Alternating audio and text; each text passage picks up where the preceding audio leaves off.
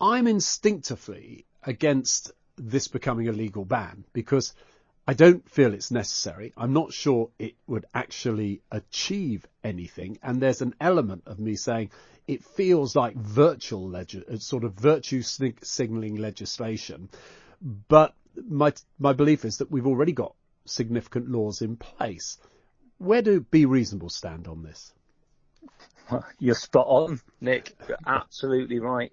And your view would be a view that's shared by the majority of the country. We've done polling, and there isn't the support. Support is claimed, but that's just really not the case when you actually talk to the general public. So we Be Reasonable trust parents. We think that parents know what is best for their children. We think parents should be left to bring up their children within bounds of the law and the bounds of what is reasonable. And that's what we're talking about, isn't it? What we're talking about is reasonable chastisement or reasonable punishment. The terminology varies. Not what is unreasonable. And no one supports, least of all us, no one supports abuse or violence against children. And sadly, what you have a lot of the time is that those who sort of talk so vociferously in favour of a ban start talking about, well, you need to clamp down on violence and you need to clamp down on abuse. But you said it in your introduction. You're absolutely right. These things are already illegal. And I suppose the worry for me is if we're going to criminalise parents, and the vast majority, let's be clear, that a good, responsible parents, you are effectively criminalising them for making an on-the-spot decision, often as it is, to have smacked their child. Now, it can be, I don't think there's any justification for a heavy-handed smack of a child, but there is definitely what I would call, the sting moment, if you like, where the child's going to notice and they'll take something from that. My fear is, first you're criminalising parents. What next? Are we going to have neighbours phoning up the social security service, social services, saying they've smacked their child next door? Will the police be turning up to that instead of other crimes? I mean, where does it end? Well, yes, that is what would happen. I mean, Wales is the case in point, and they've just introduced this law to ban it, haven't they? That's right. Yeah. That's right.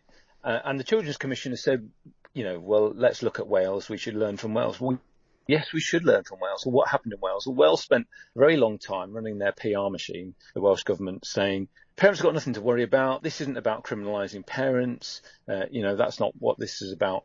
And then just before the law changed, they said, oh, yeah, this is exactly about criminalising parents.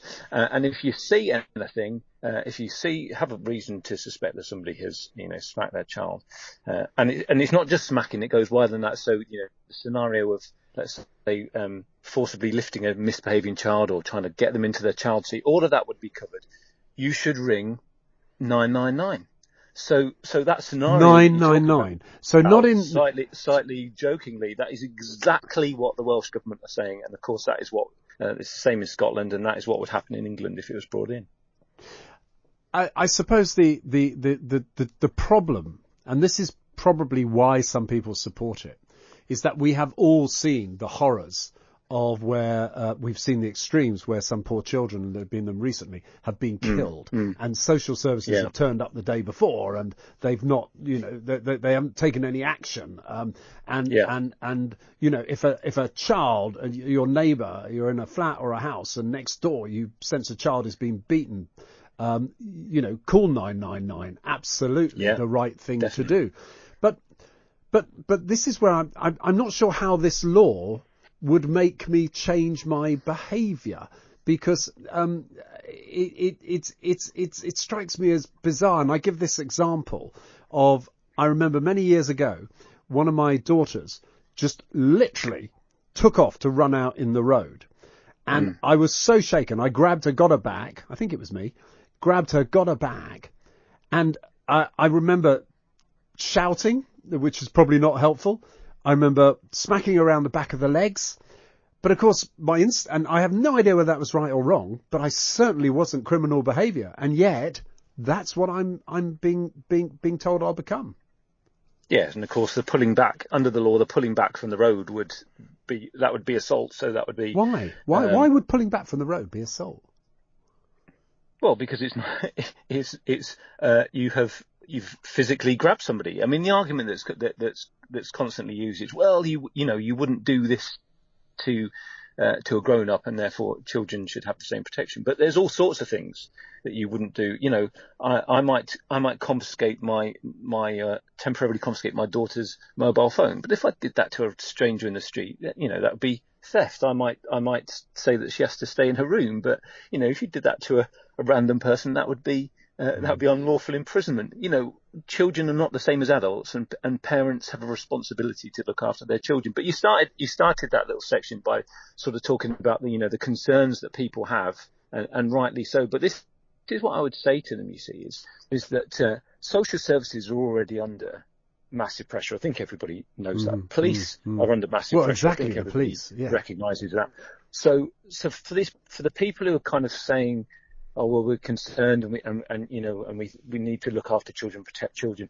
What is it going to do for the children who genuinely need protection if social services and police have got their desks overflowing with the tittle-tattle of neighbours? It is exactly right. Who are